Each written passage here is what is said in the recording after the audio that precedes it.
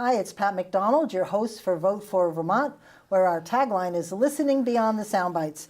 Today I have William Moore with us. I love your title, President. I love it. Central Vermont Chamber of Commerce. Bill, it's good to see you. Hi, Pat. Nice to see you. Welcome back. I think you've been here twice. This is your third time. A few times, yeah. Yeah, A few times over the last few years. You can call me Excellency. That's fine.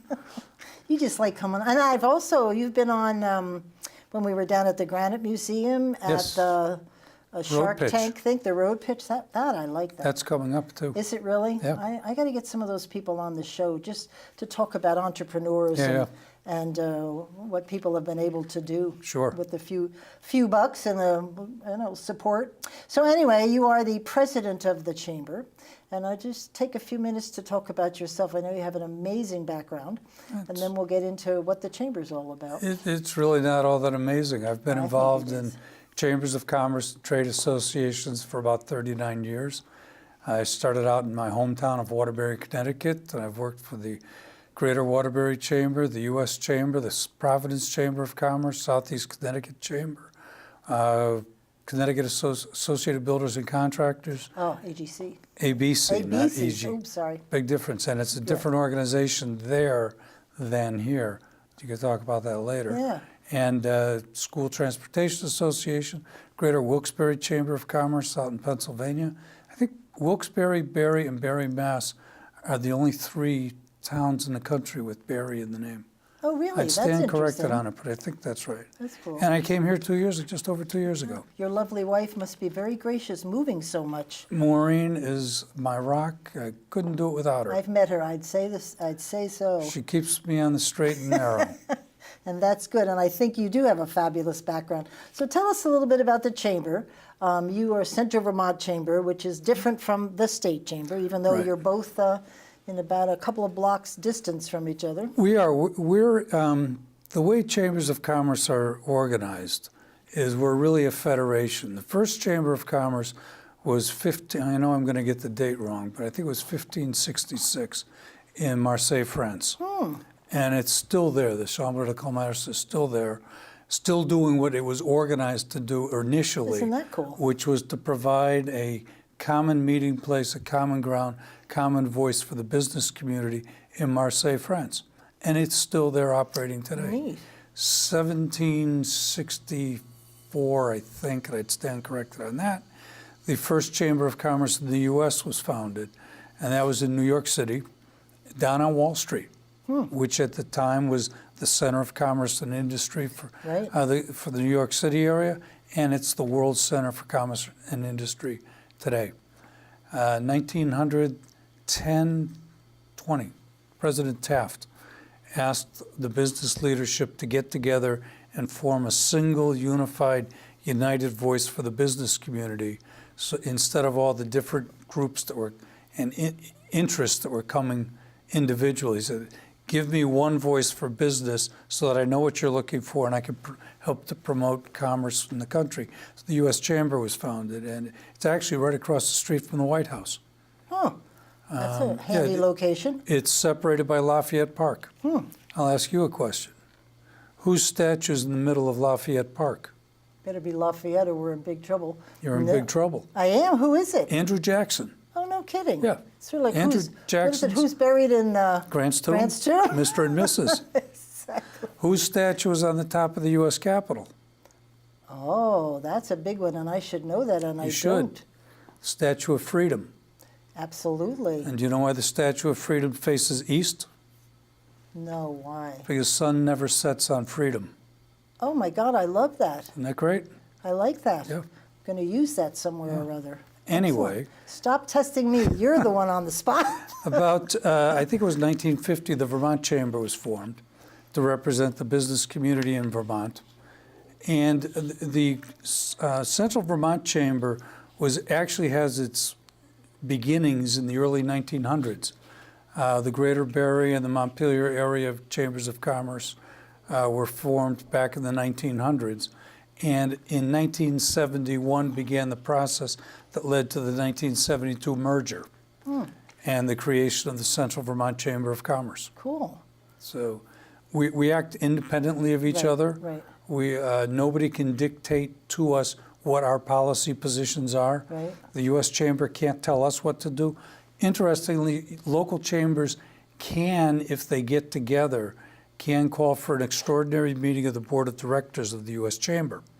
And we can then dictate the agenda for them. Wow. It's never been done, but it's in their bylaws. Huh. They probably forgot about that. Yeah, I would think so. I don't think they'd like that so much. We belong to the Vermont Chamber. The Vermont Chamber belongs to us. We're all independent businesses. Right. We all have independent boards of directors. We all have independent 501c6 status, which means we are a not-for-profit organization. We are not a non-profit. Right. So we are specifically organized for doing business, for the business community. But that allows you to lobby, doesn't it? It allows us to lobby. Yeah. And we, in fact, because of the IRS tax status, we represent all of the businesses in the area that we serve, not just our members. So we do have broad policy positions that we take on budget and taxes, on education, on human resource labor issues, energy, things of that sort. And we represent the broad stroke business community for what's essentially Washington County and a little slice of Orange. And you've got a very active group, don't you? I mean, we do. They are very active. They participate. You go around. Explain how, before we get into the nuts and bolts here, how you go around and go to businesses and open the business up for some kind of get together or something. I think that's great. Yeah, we have a. Well, it's actually all part of our strategic plan. We did strategic planning in 2016, and we're now into the second year of it. We had roughly quarterly mixers, and we've adapted them back in 2016 to being monthly mixers.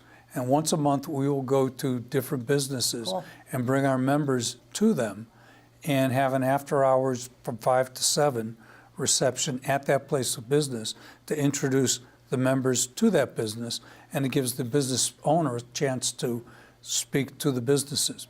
Now, we actually have a fun one coming up in June.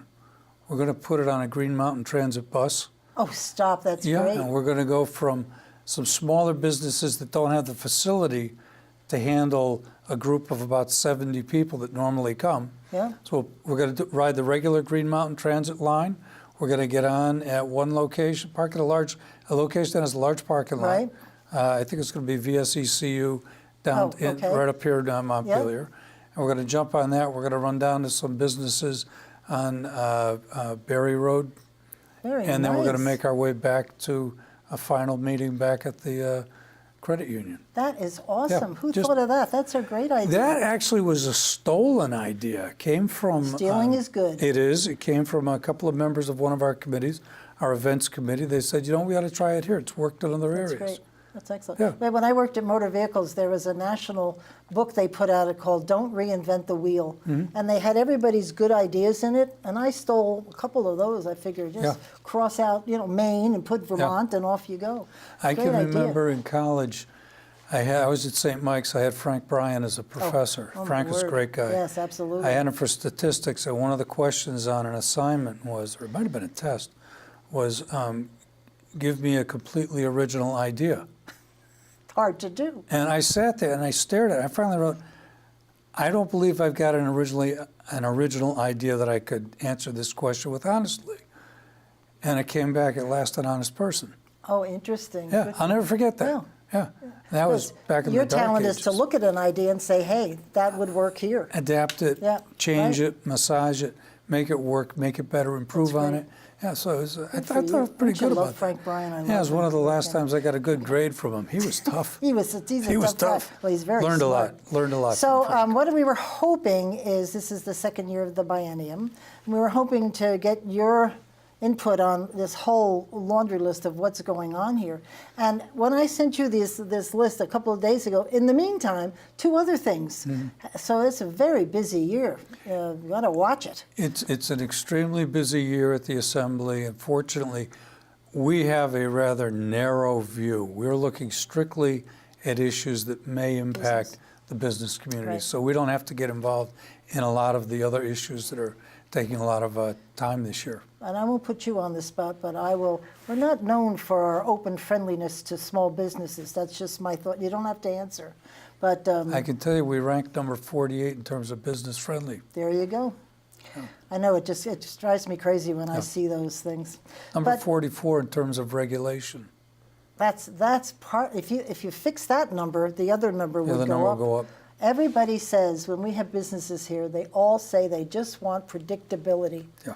And that's all. They don't even care sometimes about the cost. They just tell us, quit fooling around. Tell us what to expect and how long and blah, blah, blah. Yeah. And we don't do that. And they've heard it for years. Yeah. Same word, predictability. So let's start with a general overview of the economy. Is the economy stupid?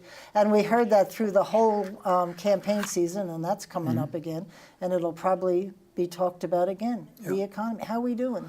Well, that's a good question. I'm not really sure. We've got a gross state product of roughly $31 billion. We've seen some growth from 17 over 16 of about 2.3% in the economy. So that's a good thing. Right. Going in the right direction. It's going in the right direction. Not as fast as we'd like. Yeah. But Median income's about median household income is about $55,600 for the median. So obviously there's some higher, there's a lot lower. Right. We have a very high poverty rate. Poverty is about almost 13%. Whoa. So do you know where that puts us in the number, or is that? I'm not sure where that puts us in the ranking. We're always in the top 10 of something. On the wrong. On the wrong side of it, yeah. and that's a number that we hope to be able to address, because by being engaged in public policy the way the Chamber is, we have a very deliberative process. We're a membership organization, as I alluded to earlier. Businesses do not have to belong to the Chamber, but businesses that do are invited to participate on any one of our committees. And out of the strategic planning, we've got a group of committees, one of which is public policy, because one of the anchors for our strategic plan is advocacy. And we advocate either through public policy positions, putting on programs for our members, putting on seminars for our members, educational, anything we can do to help our businesses grow and expand is important for us. And we believe that by advocating at the General Assembly, we can have an impact, because if we can improve the business climate, that's going to benefit everybody. It truly is. It does. Why don't they get that, Bill? Seriously. I don't know. In all honesty, I think it's because a lot of the members of the General Assembly only have signed one side of a paycheck. Maybe so, right? They don't understand. They don't understand the complexities of doing business and what it really means to have to meet a paycheck. And if I may say, the small margin of profit that most of our small businesses operate on, they call it pretty close sometimes, don't they? You know what? Do you know what the average margin on profit margin is? 3%. 3%. Oh, really? I guess. You know what a big company like Walmart's profit is? What? I mean, Walmart's biggest retailer next to Amazon and all that. I'm not sure the Amazon number. Walmart's profit is about 6%. Wow. Isn't that? I'm sorry, that's sad. It goes back into the business. It goes into the shareholders. It goes into the pension plans. It goes, the money goes spread around. So businesses don't have, I'm not saying a company like Walmart doesn't have the resources. Right. But in Vermont, the small businesses, which is what makes up 99% of our business profile, are not these wealthy industrialists that sometimes we're portrayed as being in the Assembly. Yeah. We're not the side of the equation that can afford to pick up and pay huge tax increases. That's why, without a tax increase last year, the promise of none this year, business community is taking a sigh of relief. Right. Saying, hey, stop the taxing. Stop taxes. I mean, we've got we're ranked number 48 for tax policy in the country. Yeah.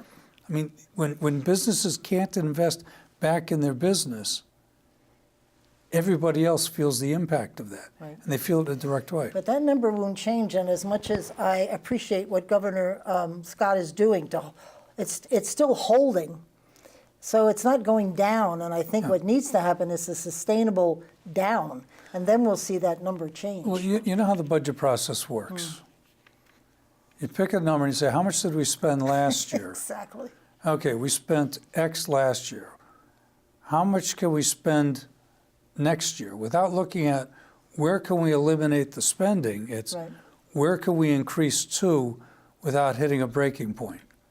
Right. I mean, if you did budgeting the way you do for your home, or people do for their homes, or businesses do for their businesses, you look at what are we doing successfully? What's an income generator? Right.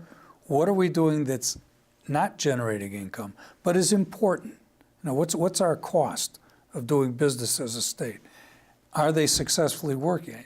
Is it being successfully run? If it's not being successful, how badly do we need it? Right. I mean, do you need to be doing what you're doing? Can we tweak it? Can we adjust it? Can we change the way we're doing it? You know, how can we reduce that cost, particularly if it's not being successful? And you could go through the budget line by line and identify, you know, in a budget the size of the state of Vermont, I dare say you could find 2% that you could eliminate without causing any harm. And given the size of the pain. budget, that'd be a substantial number. It would be. Yeah. Right. Yeah. So you had two. You yourself were very vocal about two issues this year, both of which are one of my favorites. Actually, that's not true. The 15 minimum wage is moving along. What are your thoughts about the $15 minimum wage? Speaking of small business, Not a big fan. Right. Not a big fan. All of our members have told us, let the market dictate. I shouldn't say all of the members. The majority of our members have told us, let the market dictate the wages. You know, let me put a price out on what it is to hire somebody doing a particular job.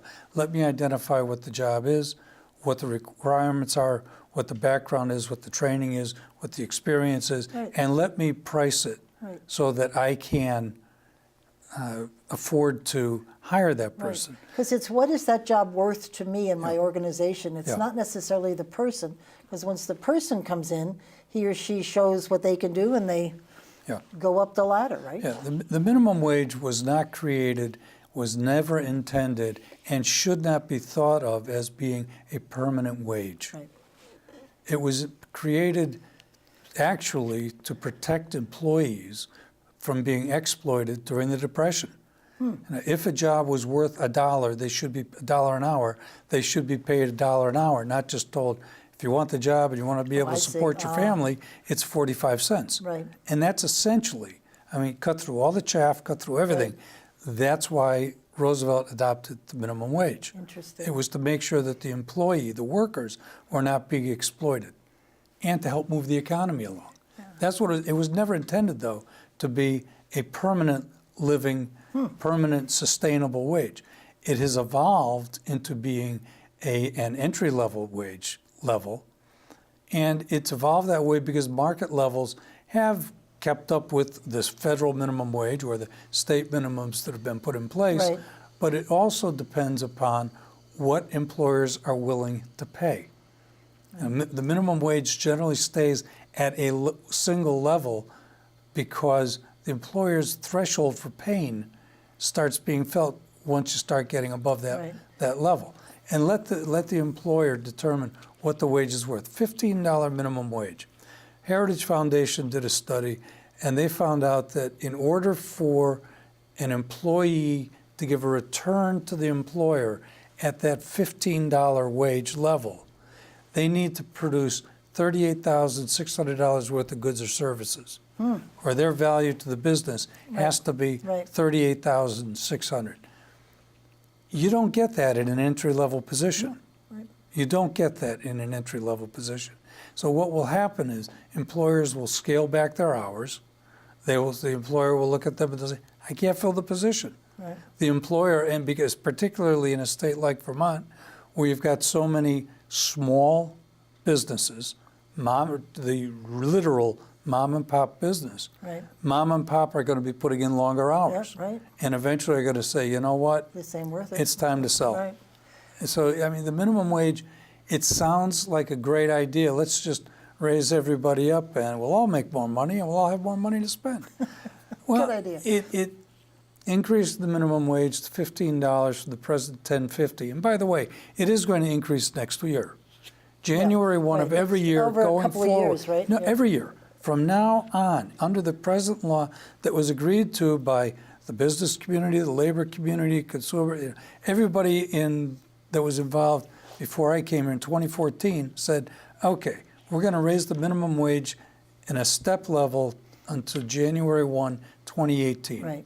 On January 1, 2019, we're now going to index the minimum wage to the cost of living, is essentially what it said. And so now every year it's going to be indexed upward. So the rush to let's get it to $15 over the next 6 years is not necessarily a good thing, number one.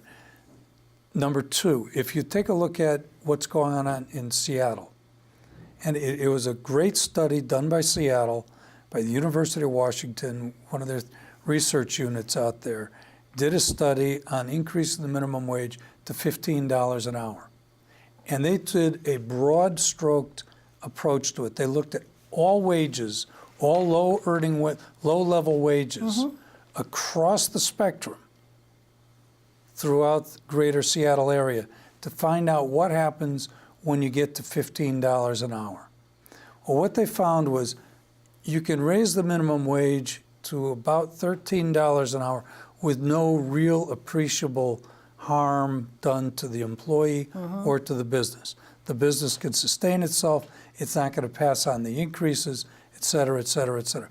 Once you go above that $13 level, what happens is the employees were getting their hours cut back, and they were losing, on average, $121 a month. Wow. Because the employer said, I can't afford to pay you the 40 hours you're working, so here's your option. You can go elsewhere, or I'm going to scale back your hours. And that, in fact, is what was happening. Wow. The Seattle Board of Selectmen didn't like the results they got, so they commissioned somebody else that had a organized labor affiliation who went out and did another study that says, whoa, there's nothing wrong with raising it to $15 an hour. But the problem with the study is it basically focused on the hospitality industry, which is very heavily tip-related. So raising the minimum wage to $15 an hour had no appreciable effect because the employees, for the most part, were earning tipped income, which put them over that $15 an hour. Where it helped was raising the people at the lower end of the spectrum, the entry level, the dishwasher, the busboys, people at that level. It raised their wages, but the employer was able to afford it. Interesting. So, you know what I keep saying, and maybe I'm wrong, but you work for my small company, you get $15 an hour, you've been here 2 years. I hire Mr. Joe, and Joe comes in making $15 an hour, and you've been here 2 years, and you're going to raise your hand and go, hello. So I'm going to have to raise yours salary, maybe if I want to keep you, because why should you get the same amount of pay that the new guy comes in? So that's a raise, and it might go up. And there's cost on life insurance, the cost because it's based on your salary. 401ks, there's a lot of hidden costs that could really nail small businesses. Well, there are, because it's not just the wage that gets increased, and you're right. If I'm at a position that I've been working for 2 years based on my experience, I came in at $10 an hour, and now I'm at $15 an hour. Because believe it or not, employers do give increases. Yes, people do get raised based on your experience and your contribution to the organization. Performance. Performance is a big thing. A lot of people don't like to be reviewed on performance. They're afraid that the principal doesn't like me, so I'm not going to get a good grade. Try harder. The teacher doesn't like me, I'm not going to get a good grade. But what it does is, when you get your review, it helps to give you, here's where you're not doing well, here's where you're doing really well, but here's the areas you need to work on. And it helps to make a better employee. I agree. But what happens is, if you've got somebody at a current $15 wage, and now you're going to take an entry-level wage and move that to 15, you've got the upward pressure on wages, which is very inflationary, which is going to increase the cost. So you're going to cut back on the lower-level wages to begin with. Number two, the employer is not going to absorb those increases. He's going to pass the increase in that cost onto the consumer. which is going to hurt that person who just got the wage increase for the entry-level wage. And they don't see this, do they? It doesn't resonate with them. Yeah. In fact, the fiscal office presented a report to the committees considering minimum wage, telling them we're going to lose thousands of jobs in Vermont. I read that. If you raise this to $15, you're going to cost the state thousands of jobs. And their own joint fiscal said this. Yeah. Excellent. This is public policy. Yeah. It should not be the policy of Vermont to go forward and pass legislation that's going to cost thousands of jobs. Right. We have a hard enough time filling jobs as it is. Right. You know, the Vermont Futures Project, run by the state chamber, they're telling us we need to fill 10,000 jobs a year simply to stay where we are. Right. That's just to stay where we are. I think the governor has mentioned that in a couple of his speeches. He's talked about that. And you don't do that by passing public policy that's going to cost thousands of jobs to be lost. Right. And it just doesn't make any sense. Right. So let me move on because the time is. You have so much on your plate, Bill.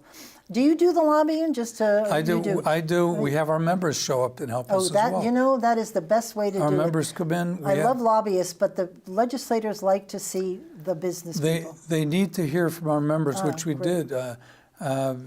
We had a hearing on one of the bills I know you want to talk about. Last week we had members show up on it. Good job. That's very impressive. I like that. So there's a bill which I have not actually even gotten involved in at all, and I'm surprised at myself. S-197. You should be involved. I know. When I read it before you came on, I went, whoa. An act relating to liability for toxic substances, substance exposure or releases. This is very complicated and not so good. It's an extremely complicated bill, and let me put out up front, I'm not an attorney, so I may stumble my way through this, as I did last week with the committee when I was there. Had a couple of problems going on. You didn't sleep at a Days Inn? Is that the slogan from the commercial? It wasn't that. My contact was giving me trouble. I couldn't really read what I was trying to get at. It was just a disaster. But 197 is a bill that was put in response to the PFOA release down in Bennington County. We believe that anybody who is causing harm to individuals or the environment should be held responsible. We believe that they should be held accountable. They should pay for the discharge. They should be held totally responsible for it. Unfortunately, what's going on down in Bennington County is a mess because there's a dispute over who's ultimately responsible. This should be a simple resolution, and there's court cases and state law and federal law that will clearly produce who's responsible. Unfortunately, we're going to have to go to court to find out who's responsible. Right. What S-197 does, and that's a real treetop version of it. It's not. It's much more complex than that, but that's what's going on. S-197 says if you use a chemical that's included on one of these lists, and they specify the lists. One of the lists is 48 pages long, double-sided, and printed in real small type of everything. Right. Everything you could possibly cover. You committed this to memory yet, or that? No, I'm only on line 3 of it now. But essentially, what it says is we are now going to find that strict liability applies to chemical users. And what that means is the minute you use a chemical, you are admitting that you are liable and should be held responsible for the discharge, intentional or unintentional. Wow. There's no other state in the country that has that standard. Oh, that's staggering. It's unbelievable. Even though you've done good faith and done all that's required of you. What's even worse is that under the bill, if something is allowed today, that all the best science available says yes, if this chemical is used in a proper managed way, in accordance with the instructions, and you follow through, whether you need a permit or not. If you're using it and you need a permit and you're following the permit, or you don't need a permit and you're following the exact protocol for using that chemical.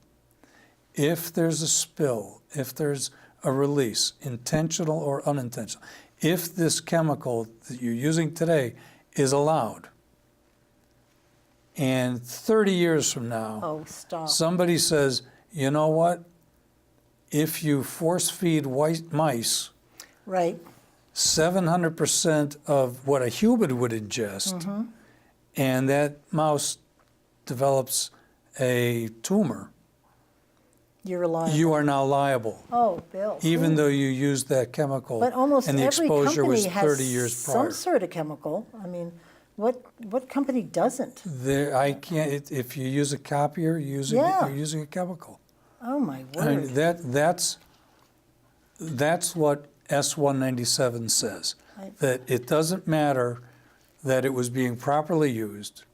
30 years from now, if it can be demonstrated that this is hazardous and has been added to this list, because literally, although it doesn't say it in the legislation, but if you're testing a white mouse and it gets 700% of what a human would ingest, you'd expect it to get a damn tumor. Yes, of course. So it then gets put on the list. Oh, your people must be very worried. Where is as a this result, thing now? it's sitting. It passed the Senate, and it's now in the House Judiciary Committee. Wow.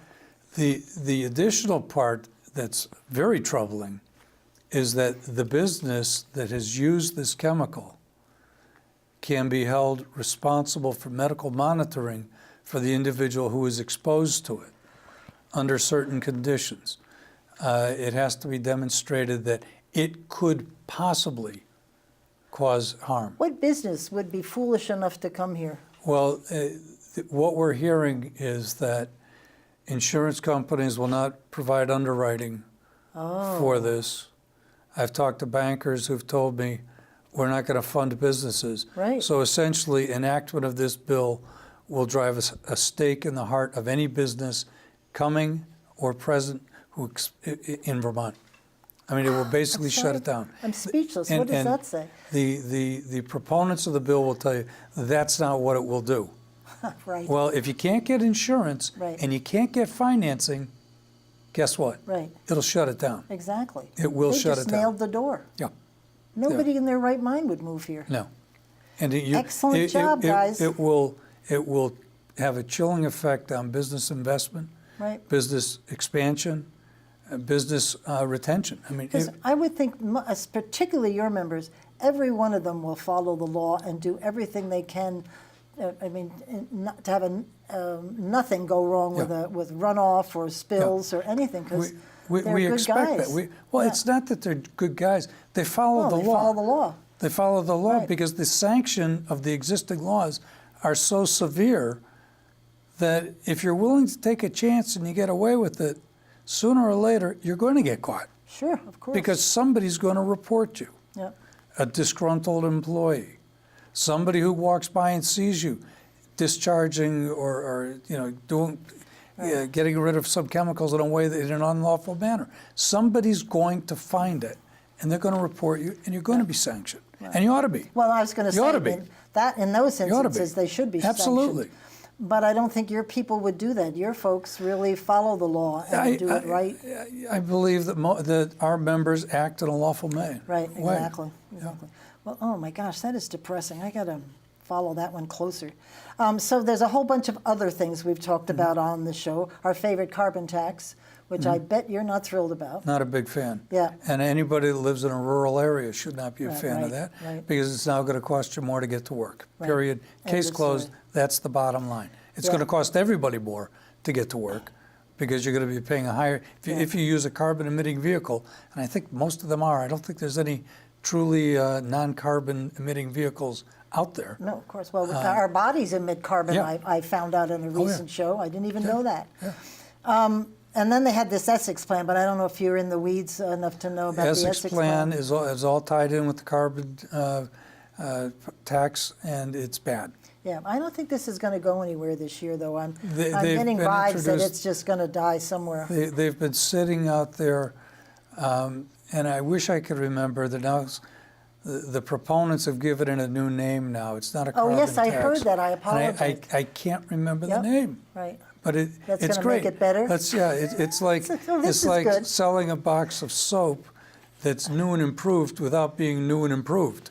It's just got a new label on it, so you. Well, I try it. think if there is one issue which the people have spoken about to their legislatures, it's carbon tax. So I Yeah. bet most of them are pretty, especially in an election year, Yeah. are a little worried about passing this one. Yeah. And maybe there's a few other bills they should talk about too. This one, paid family leave, that's a big discussion these days. Paid family That's leave. on the move, isn't it? You know, it is moving, and it's in the. It's still in the. It passed the House. Yeah. It's in the Senate. It hasn't been taken up yet. And you may never take a family leave. You may never take a and family you're paying leave. for everybody else's. Which is fine. I mean, you understand the concept of supporting people in Right. need. Yeah. We get that. Yep. But if it's a $500, you're going to earn $400 a week on the paid leave, which gives you a difference of $363 a week, or a week that's got to be made up for. And where is it? Where's that going to come from? Is it the employer or the state? We haven't determined that yet. Ah. See, we're just going to do the tax. Yeah, and then we're going to figure it out We'll later. figure it out later. And we'll figure that not everybody's going to take it, so that maybe there'll be a pool big enough. We're not sure, so the law lets the commissioner set the new rate every year. So we have no idea what it's going to cost year by year by year by year, number one, Let me to guess, it's fund going the up. program. And number two, I can guarantee you that it's going to be determined that the business community, those rich guys that are making all the money, Right, exactly. now need to pay for it. So no, we are. Do you know what I've always wanted to have? I have to get these. By the way, let you me know- just tell you, a lot of the companies and businesses provide paid leave. Yes, they do. Yes, they do. Not all. Yeah. Not all do. We wish they would, but if they can't afford to, they can't afford to. Right, But a lot of the companies Yep. do pay, they do. provide paid I've leave. worked for companies that do that, besides the state. But I've always thought in the legislature they should have a clock like that we're looking at now for time. And each time they add a tax, they should have a cumulative on this clock. Because when you take something individual like this discussion and you say, well, it's only $36.66 a year, how hard is that? Well, that on top of the carbon tax and on top of whatever else, it adds up. And does. I think if they would actually keep a running tally Yeah. of what they're agreeing to, instead of these pigeonhole discussions, I think they'd stop. The cumulative effect of increasing the burden is enormous. Yeah, it's terrible. You touch on the minimum wage again, you look at Yeah. it, it's not just the wage, it's the Social Security tax, the unemployment Totally. tax, it's the workers' comp, it's the it's all of those that get factored onto it that make it more than just a $5 increase. Exactly. So let me just skip ahead here. Although the one that came up the other day, I understand they're looking, this one you guys will love, because we're looking at the Lake Champlain cleanup by adding $2 to $5. Somebody wants 2, somebody wants 5 for rooms for our visitors so that they can pay for the Lake Champlain cleanup. Welcome to Vermont. Well, it's not just that, but and there have been look-sees at how do we fund it. We have to clean the lakes Yes, and the we rivers. do. I agree with There's that. absolutely no question. But to simply decide that I've got an idea, $2 on a room tax, I'm not so sure that's the way. And I'm not sure what the way to go is. Right. I mean, I haven't taken a deep enough dive into it to say, okay, using all of the powers of your brain that you've got, Bill, how would you come up with $25 billion a year? I haven't taken that step. Yeah. But I think that They tried this $2 last year, and they were going to use the money for something else, and I don't remember what that Yeah. idea was, Yeah. but they never did it. I mean, the quick fix is usually not the best way to go. Right. You know, I must say, I've said this publicly, I think it's all our responsibility, and I hate to see the people on the lake get hit with a per parcel fee, because chances are they didn't do anything. They just Yeah. moved there. Yeah. It's the runoff from the hills and the farms and whatever else, and I think it's our own problem. I think we have to look at, and again, it goes to kind of like the 197. You know, where is the source? Right. And we have to consider all sources, and Right. that's something that needs to be, a hard look has to be taken I at. think so. The next one we wanted to talk about is the governor's budget. He has held fast on taxes. He has no new taxes, but have kept taxes level. He said the other day, though, that he's open, if he comes back next year, he's open to considering new taxes, and that's not going to help us in the ranking of taxes in other states. Well, it may not, but let's be careful about what we're saying. 2 consecutive years of no growth in the tax rate. That is something I don't think has been accomplished in the state of Vermont since dirt was invented. Yes. I think it's been a while. Yeah. Next year, nobody knows what the budget's going to be. And so you really do have to be open to anything and everything. It doesn't mean that the governor's going to say, okay, this is the year we could raise taxes. Doors open. He may just say, you know what, I looked at it and I've still see no reason to raise taxes. So before we get too far out ahead of ourselves, let's get through this session without any taxes or fees. Because last year, if I remember correctly, everybody in the House floor passed the governor's budget, which is really their budget once it hits the floor, except for one person. And he wasn't opposed to it. He just wanted to see more stuff in it. So I thought, when did that at last happen? Yeah. So let's get this budget passed, which is going to be a challenge in and of itself. And we'll take a look at next year's once it's proposed. So the other things I don't think you're as involved in as you should, because I would love to talk the last 15 minutes on H919, which is the new workforce development bill. And you and I both have cheat sheets here if you want to look at it, because it's I think it's got like 29, 30 pages. It's 31. It's actually excellent. It is a good bill. It's the good news, bad news. The good news is it really wants to address workforce issues, which we vitally need to do. It's essential to be able to sustain our economy. Well, especially when you were saying we need 10,000 just to hold steady, right? We need to take a look at what's going on, what's being done, and how do we fix what's out there. And there's some excellent provisions in there that really do make sense. The bad news is it's going to take a couple of years to get through. And it's not going to happen right now. I just said quick fixes aren't usually the good thing. But you know what? This is the type of thing that should have been done 5 years ago. Well, I may just said the defense of some of us who were in workforce development. We have tried. It doesn't seem, and Bill Bozzo, for his credit, he has put together, he's the chair of Commerce. And runs a great And I'm sure he's this is a committee bill, I think. Bill has tried very hard over the years, but there's just no traction. And I think the governor's constant talking about how many people leave the workforce every day and all the stuff he's been saying. I mean, it got to be a joke when Governor Douglas would talk about jobs. Well, do something.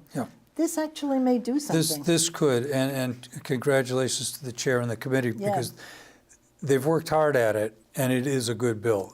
Unfortunately, it's, as I said, it's going to take a while to get everything, but it does a thorough evaluation of what are the programs that are out there now. What are we as a state engaged in to provide training, retraining, and opportunity for the citizens. And it really does a very thorough, complete look at where are we? What have we got? When was the last time this was done? When you did a total look, which is what's unique about it. It's a total look. What is going on? What are we working with? What works? What doesn't? How do we take it now and then take the success and add to it and make it really... Well, you and I were talking before the show that the discussion of career paths is going to start happening in the lower grades. Which is phenomenal. Kids thinking instead of college, it's all about college. And a lot of kids, as you know, they shouldn't be there. It's tech, and they've got tech ed twice in this bill, which I'm psyched to see. Which is vital. You have to get down. There's actually two ways you've got to get at it. You've got to get into the elementary school level to start letting children think about what might you want to be when you grow up. And not everybody wants to be a nuclear physicist. Some people want to be carpenters. And they need to be congratulated for that and applauded for that, because that is a great career track. The trades are phenomenal. They provide an extremely good wage, excellent working. It's hard work, but the rewards are incredible in the trades. And saying that we're going to start focusing in the elementary level and in the high schools to a better degree than we are now. That's vital. Yep. It really is. It's a 2-year, most of it's 2-year program. Pilot. You don't graduate with the $60,000, $80,000 debt from college, and you can go walk into a $50,000, $60,000 a year job without much struggle. So that's not too bad. And focusing on the technologies, the tech centers is important. Focusing and we're looking at workforce investment and what workforce programs are, investment programs are working. Almost restructure the Workforce Investment Board, which probably needs to be taken a look at to bring it more closely into reality. Well, they need more attention paid to them too, because it's a good group of people, and they haven't been given the attention that they, or the support that they've needed. I was in a former life. I was on the Connecticut Workforce Development Board, the statewide board. I was vice chair for a year or so, and I understand what it is you're trying to get to. I worked in areas where layoffs were incredibly hard, and the one-stop shop that's mentioned in these. We had the first one-stop shop in Connecticut in the Chamber of Commerce I worked at. We didn't run it; they leased space from us. But the one-stop shop works. Yes, it does. It works. And we've tried that for years to get there, but and there's a lot of emphasis on the Department of Labor here. And, as it ought to be. Well, and for sure. Labor and education have to be hand in glove. Absolutely. And in some parts of human services where they have the training for some of the disabled people and stuff, it all should be combined. And what I was cheering at home when I read this, they actually asked the Department of Labor to focus on the in-state post-secondary institutions, to keep those kids here. They picked Vermont to go to school here for a reason, skiing or the fish, I mean, whatever, hunting, whatever. And let's find jobs where they'll stay. They've already said we love it here. I never understood why we didn't do that. If you look at what's going on, if you take Vermont Tech as a great example. Excellent. I mean, I think they missed, and I know I'm going to hear about this because I'm going to get it wrong. But I believe last year they weren't as successful with their job placement rate. In 2016, they had a 100% placement rate for graduates. And I think it slipped to 99% last year. That's a shocker. I think. Really? And where do you Pat, get that? don't scream at me if I got it wrong. Where do you get that? That from even Vermont 99 is fabulous. It's incredible. It's I incredible didn't know that you've got a placement rate like that out of Vermont Technical College. Because how many college kids struggle, and then they take a job not in their field at a much lower level, and they've got to pay the if the Workforce Development Board's looking for a model to follow, that's it. They get the students involved with business at an early onset when they get to the school. They keep them there. They train them there. They provide opportunity, and when they graduate, they walk right into the job. I mean, hello. It's that's the model to follow. Do you know anything about this? And if you don't, that's fine. But it's under the Vermont Business Roundtable. It's called the Vermont Talent Pipeline Management Project. Is that something you were involved in? It's not something that we've been directly involved with. Because I have to find out what that is, because this thing says recognize the importance of this group and encourage the involvement of various state agencies. So obviously they're bringing in talented people and probably giving them management skills, which you've been doing yourself. Have you kept up with that, your leadership group? You were on the show one time talking about this group of folks that you're putting together. Has that taken off? Oh, the Young Professionals. Yes, right. Vermont Young Professionals is taken, Central Vermont Young Professionals. Right. It's just about a year old now. That's great. And you still, and people are coming and enjoying it? People are coming and they're doing what they set out to do. They set up to do three things. One, provide educational opportunities for the young professionals. Great. And by that, we're generally defining them as 40 or under, kind of Gen X, Gen Y, but really that group. We had one fellow wanted to join up. He was 55 years old. I said, absolutely not. No. You're not young. You may think you're young, but you're not. You don't qualify. We think we're young in our hearts. I like to think I'm young. But they wanted to get together to provide educational opportunities, social networking, and a structured way to give back to the community. And they've been hitting on all cylinders on that. Excellent. How many people do you have involved in any There's given time? about 80 people that are signed up for it that Bill. regularly attend these events. And they do meetups at local pubs where there's no real agenda. It's just, let's get together and socialize. Excellent. They just did a strategic planning session a week or two ago and laid out all of their goals and objectives for Now, this who year. runs that? You had the young lady on. I don't know if she's still Tanya involved. Barnett, Tanya, who's right. on our staff, she's kind of the program manager, but there's a board of directors that manages the program, that follows it and keeps it focused and structured. What a great opportunity for them to meet each other and to talk about stuff. Yeah. So we have 5 minutes left, and we have presumably 9 weeks left in this legislative session. And then it's whatever doesn't pass. I'm assuming there's nothing, well, there is 1 or 2 things that I think are really critical.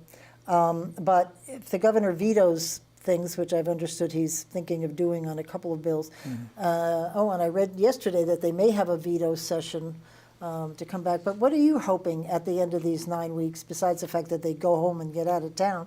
But what would you like to see happen? Do good and avoid evil. Boy Scout motto. That's really, nobody goes into the assembly or any elected position with the intention of causing harm. Right. Nobody does. Right. Sometimes, though, there are unintended consequences, like 197. Yep. The intention is a good one, but the unintended consequences can kill business in Vermont. Passing a minimum wage increase. Let the markets dictate the wages. Most businesses are not paying minimum wage now. I was talking with an employer just a week ago, and I made the observation that, to me, $15 an hour for cleaning a floor is kind of a high wage. And he told me, I can't get them at 21. Wow. So if he's, and I won't say who he is, but if you're looking for janitorial work, just Google janitorial jobs or go to the, I'm sure it's on the state labor website, the jobs posting. He can't find people at $21 an hour. Wow. So that tells me that we really are at the critical level of unemployed who really don't want to be working. Well, this bill, the bill we were talking about, will make us a concerted effort to reach out to those who have left the workforce and try to get them back and get them placed. 919 will do that. Because there's a lot of people in the numbers anyway that look like they've just given up and left. They have. And they're trained and they've got maybe some education and they should get back in the workforce. And hopefully that bill will help to get them there. When you look at the unemployment numbers, it's 2.9 statewide, but it's really kind of misleading because if you're no longer collecting unemployment, you're no longer part of the count. Right. So we're probably at about a 5% unemployment, but even that is zero unemployment at 5%. I can't remember the name of the bill. It was the mid-1970s, and they kept talking about getting people to work and getting them to work. And if you get to 5% unemployment, it's zero unemployment, effectively zero unemployment. Wow. I wish I could remember the name. It was a Washington bill. You know what's good? Oh, I'm sorry. What's good about the workforce bill is that they're demanding metrics, performance goals, so that it's very transparent. And the public knows how they're doing against this bill. So that tells me they're very serious. That one needs to get through. Kudos, as you just said, to the committee and to Representative Botsow. Need to get the budget passed without tax increase, fee increase. Right. And then go home. Yeah, right. You don't have to do anything else. Pass the budget. Right. That's really all you have to do. Yeah. Everything else will take care of itself based on the budget. I'm going to wind up at the 2 minutes left. I'm sure, and marijuana's already passed, and the opioid crisis. I am sure your businesses are feeling the impact of both marijuana and the opiate crisis, because honest, I've been working on this with Jolinda LeClaire. It's everywhere. Yeah, it is, and it's frightening. And it's not just our members that are feeling the impact. All businesses are feeling the impact. They're all parents too, and a lot of it's impacting the kids. Yeah. And it goes beyond just a business issue.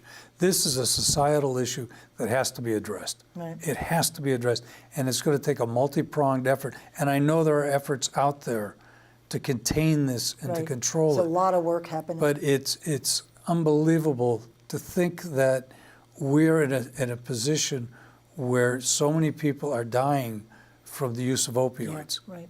I mean, it's frightening, and to see it in our youth, in our adults. And they're encouraging people to carry Narcan with them in case they run into somebody who has an overdose. Which tells you seriously. that we have a horrible, horrible crisis here, and it needs real leadership from the top down and from the bottom up. Now, how do we resolve it? How do we get into this? And ideas like, well, let's put in a shooting gallery in Burlington where we can at least keep an eye on the folks.